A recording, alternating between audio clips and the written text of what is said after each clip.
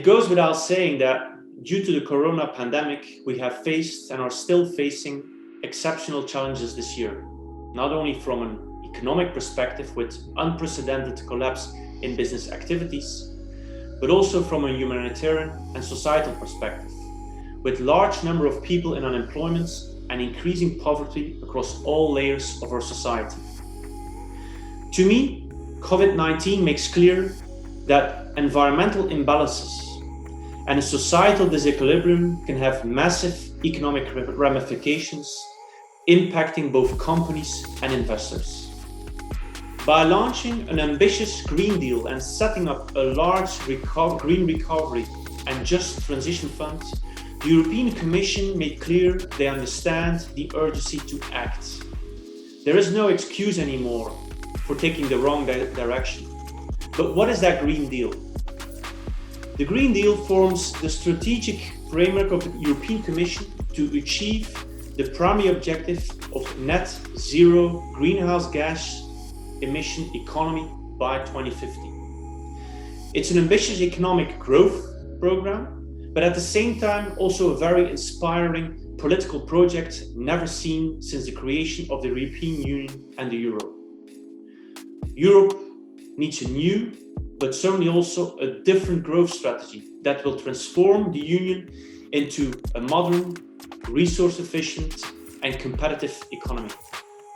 So the Green Deal provides a concrete action plan to decouple economic growth from resource use and to leave no persons and no region behind.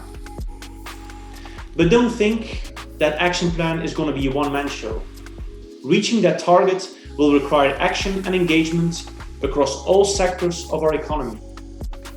That is, first of all, decarbonizing the energy and utility sector by switching to more renewable resources like wind, hydro, solar, and also switching to recycling.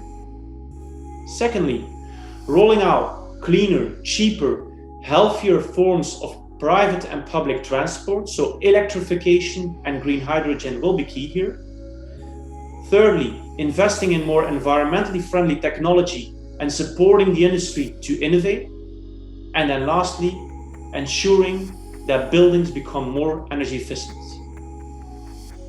This will create economic opportunities, a lot, but it will also create risks. So the European Union will provide financial support to help those that are most affected by moving towards that green and circular economy using the Just Transition Mechanism. It will help mobilize at least 100 billion of euros over the period 21-27 in the most affected regions. Now, is this all feasible? Well, I'm absolutely convinced that it's technically and economically possible to reach that objective of a net zero carbon economy. Yes, it requires ambition and imagination, but it's feasible. According to the Energy Transition Commission, the required additional investment for achieving that target is between $1 to $2 trillion annually, globally. While it is significant in absolute terms, that amount of money, it amounts to no more than 1 to 1.5% of global GDP. And I believe that the scale of the required additional investments is small and affordable given the current massive spending and fiscal deficits being deployed and dedicated to stimulate our economy and save our society from the global pandemic. And it certainly pales in comparison to the global savings and investments.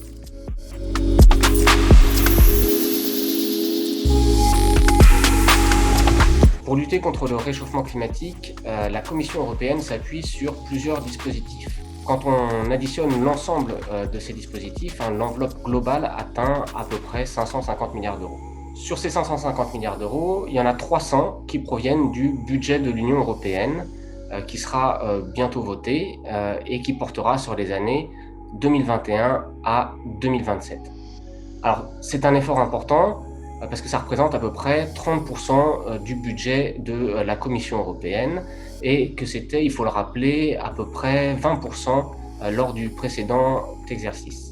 Alors, ce qu'il faut quand même garder à l'esprit, c'est que ces dépenses qui proviennent du budget européen ne fourniront pas en tant que telles une impulsion supplémentaire à l'économie européenne. Pourquoi ? Eh bien, tout simplement parce qu'il ne s'agit pas d'argent frais, mais de la réorientation des fonds européens en faveur de l'enjeu climatique. En plus de ces 300 milliards d'euros, il y a également 250 milliards d'euros qui, eux, constituent bien à proprement parler de l'argent frais, puisqu'ils proviennent, ces 250 milliards d'euros, du plan de relance européen qui a été décidé cet été par les autorités européennes. Et ce plan de relance européen, il faut le rappeler, va permettre à la Commission d'emprunter jusqu'à 750 milliards d'euros.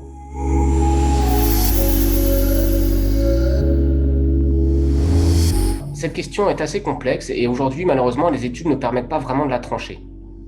On sait quand même un certain nombre de choses. Il semblerait que les dépenses d'investissement vert ne fournissent pas à proprement parler de soutien supplémentaire par rapport à des dépenses d'investissement plus classiques. Le deuxième point, on sait également, c'est que la nature des dépenses va compter. Alors il y a un certain nombre de facteurs qui vont entrer en compte. On peut penser par exemple au contenu en valeur ajoutée domestique de ces dépenses d'investissement, mais aussi au contenu en emploi de ces dépenses d'investissement.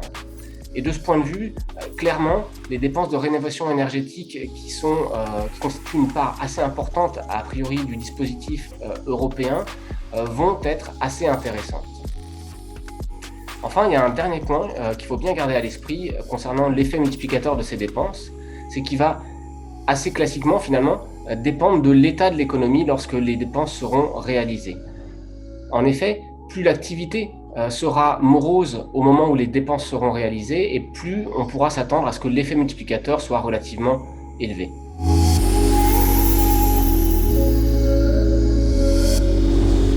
On l'a vu, la seule source d'argent frais dans les dispositifs mis en place par la Commission européenne provient du plan de relance européen. Ce qu'on sait concernant ces dépenses, c'est qu'elles ne débuteront au plus tôt que sur la deuxième partie de l'année 2021.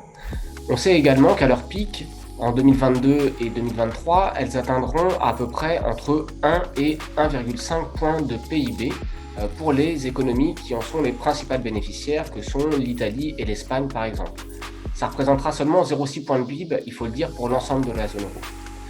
Donc si on fait l'hypothèse d'un effet multiplicateur relativement médian de l'ordre de 1,5, on voit tout de suite que le soutien, l'impulsion budgétaire fournie par ce plan de relance sera sensible, certes, mais il nous semble que parler d'un New Deal à cet égard est un petit peu exagéré. Donc grâce à ces deux dispositifs que sont le budget et le plan de relance européen, la Commission a clairement fait un pas dans la bonne direction, alors aussi bien au niveau de la lutte contre le réchauffement climatique qu'en matière de soutien de l'activité et de développement des dispositifs de solidarité au sein de l'Union européenne. Il appartient, il nous semble, désormais au gouvernement de s'emparer de cette thématique et de poursuivre les efforts engagés par la Commission européenne.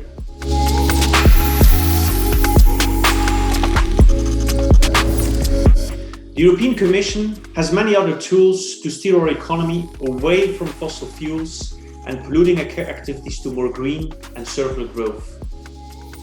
First of all, reallocating subsidies away from those industries and business models that are heavily reliant on fossil fuel resource use, but also carbon pricing and taxation, which is an ideal economic mechanism to better price the environmental cost of carbon dioxide and other pollutants. It allows for a more gradual economic transition, but thus the pricing signal works its way through the value chain, it will also change consumer behavior. But I also believe that the financial sector needs to be a much bigger contributor than what it is today. The European Investment Bank is already deploying 1 trillion euros in a green investment agenda, but the European Central Bank should do much more. Through its bond buying program, they can play a more important role as it impacts the risk premium of financial assets. They cannot use the excuse of policy neutrality when it relates to climate change.